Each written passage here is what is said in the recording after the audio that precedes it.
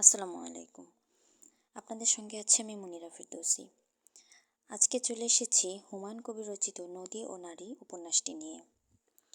এই উপন্যাসটিকে আখ্যানপালার মতো বিন্যাস করে হুমায়ুন কবির 3টি পর্বে ভাগ করেছেন। প্রথম খণ্ডে রয়েছে নজুমিয়া, দ্বিতীয় খণ্ড আসগর এবং তৃতীয় খণ্ড নুরু ও মালেককে নিয়ে। প্রথমে প্রস্তাবিত হয়েছে পদ্মা তীরবর্তী রহিমপুর গ্রামের অন্যতম মাতব্বর জোদ্দার কৃষক নজুমিয়া, তার একমাত্র মাতৃহারা পুত্র মালেক, বৃদ্ধা মা আয়েশার জীবনচিত্র নিয়ে।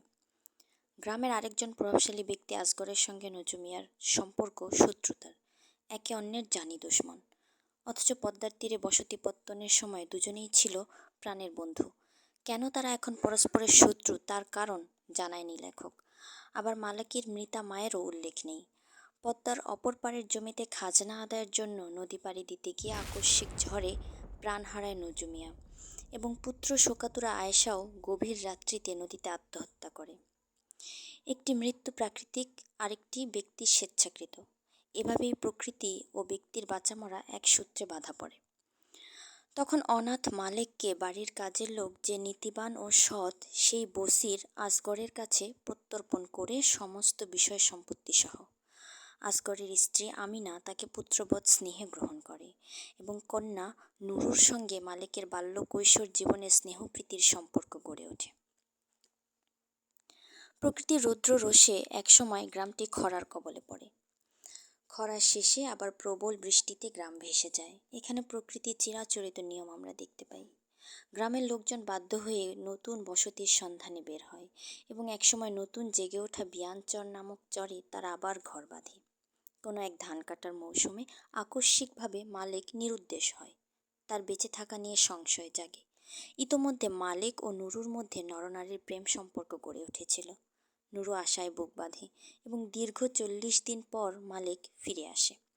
জানা যায় যে সে জলদস্যু মংপোর জাহাজে বন্দী ছিল। এ সময় অনুচর আজিজ আসগরের কাছে নুরু মালেকের বিয়ের প্রস্তাব উত্থাপন করলে আসগর তা অসম্ভব বলে জানায়। এর কারণ দুর্বোধ্য বলে মনে হয়। অবশেষে আসগর নুরুর মায়ের কবরের কাছে নিয়ে গিয়ে নুরু ও মালেককে জানায় একই মায়ের সন্তান। নজুমিয়া অর্থবিত্তের জোরে আমিনাকে বিয়ে করেছিল, অথচ আমিনা ও আসগর পরস্পরকে ভালোবাসত।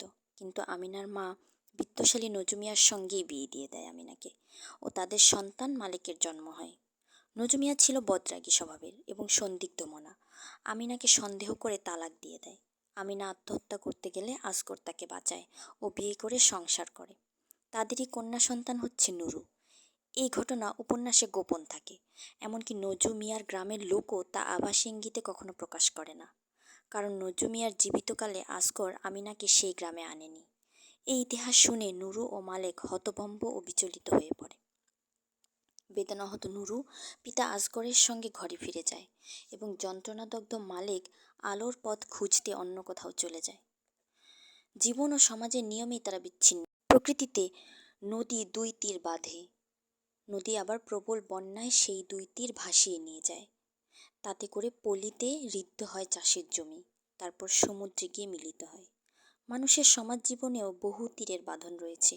সেই বাঁধনের ঘেরাটোপেই তারা ভালোবাসে, দুঃখ পায়, জীবনযাপন করে।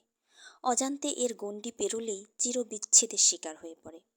কাজেই নদী ও নারী দুটিই মালেকের জীবনে যেমন বাঁচবার ভূমি, তেমনি সেই ভূমিটুকু হারাবারও নিয়তি। নজুমিয়া আসগর আমিনার সমাজবিধি মাফিক সম্পর্কের জটিলতাই নুরু ও মালেকের বন্ধনহীন স্বাভাবিক প্রেম সম্পর্কের নিয়তি নির্ধারক। ফলে 5 জনের জীবনগ্রন্থেই বাধা পড়েছে পদ্মার তীরের চরভূমিতে এবং তা মৃত্যু ও বিচ্ছেদের কারণে গর্ভে নিপতিত হয়েছে। সবচেয়ে আশ্চর্যের বিষয়, আসগরের বাড়িতে আশ্রয়কালীন মালেককে আমিনা কি আপন গর্ভের সন্তান বলে জানতে পারেনি। বিষয়টি লেখক অস্পষ্ট রেখেছেন, শুধু বলেছেন যে আমিনা মালেককে সন্তান স্নেহে গ্রহণ করেছে। এই যে মানব জীবনের এক অদ্ভুত টানাপোড়েন, এই টানাপোড়েনের মধ্য দিয়েই এই সুন্দর উপন্যাসটি শেষ হয়েছে, যাতে আমরা চমকিত হই, আমরা আবেগ আপ্লুত হই।